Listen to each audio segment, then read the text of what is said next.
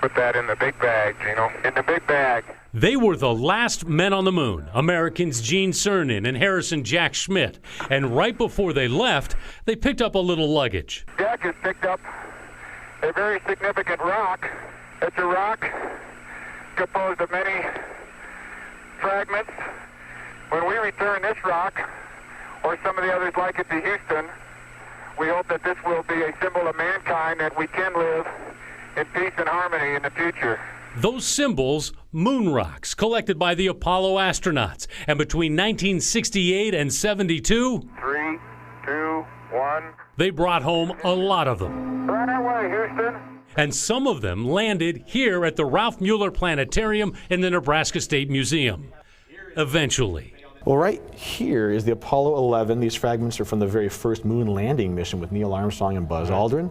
You see, planetarium director Zach Thompson says the moon rocks were given to various governors as a sign of goodwill. Nebraska got its in 1973. But what we don't really know is what happened to these moon rocks. We know Nebraska got them, and for 20, 25 years, we didn't know where they were. Apparently, they were misplaced. Eventually, they were found here in the governor's mansion in 1997 when Diane Nelson led a massive mansion renovation. It's peeling up on the side. We've had water damage. They're in pretty bad shape. Then planetarium director Jack Dunn wrote, saying after finding the rocks, Nelson tried to give them to the State Historical Society, which decided they'd be better at the planetarium, which is where they are to this day. Good story.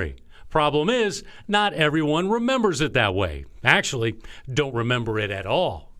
So I first called Diane Nelson, who didn't recall the rocks, and said that's certainly something she would remember. I called Ken Fougeron, overseeing the renovation. He said he had a vague memory of it, but was busy with the 33 interior designers on the project. Called the head designer, who had no recollection. Called the current mansion director. Nope. So I started to go through the Nelson administration. Chief of Staff Tim Becker said he was busy with other pressing issues of state. Former head of security Kevin Stukenholt said it sounded familiar, but nothing concrete. Called a trustee at the mansion who said it didn't ring a bell. But finally, maybe some progress when former public affairs director Karen Kilgarren said, I don't remember where in the residence the rocks were found. Perhaps downstairs.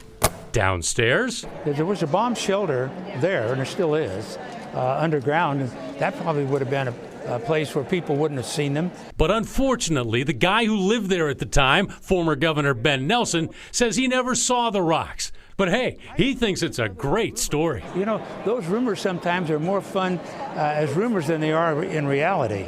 Rumor or reality, maybe a little bit of lunacy. Regardless, Nebraska has its moon rocks, and they're not going anywhere. We have this exhibit put up, and they are on display now, no longer lost, but for everybody to enjoy. And if you want to see Nebraska's moon rocks, Morrill Hall's having an Apollo 11 anniversary celebration. It's this Saturday from 9:30 to 2, and have it on good authorities, the rocks will be there.